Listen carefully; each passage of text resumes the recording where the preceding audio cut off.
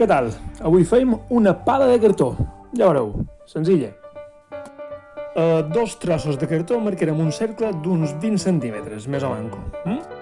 Com veus, jo utilitzo un plat perquè me serveix de mold. Una vegada marcats, només mos cal tallar-ho. Ho podem fer amb unes tisores o també podem utilitzar un cúter. Però vius, si ho fem amb un cúter, alerta, no? Com es poden fer mal.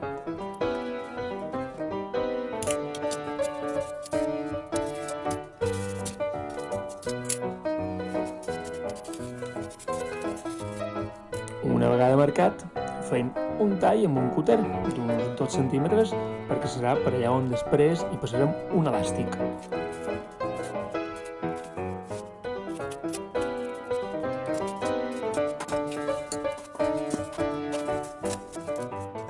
Fet amb un elàstic que més o menys faci el doble de l'amplada de la nostra mà, el passam per un costat i per l'altre, per dos forats que hem fet, i el grapam.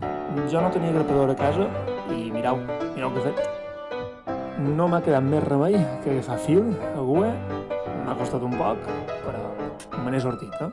Mireu, un parell de puntades i ja és tot. Finalment hem d'encolar les dues parts de cartó. Mos quedarà enmig la part de l'elàstic que hem grapat o que hem cosit, en el meu cas.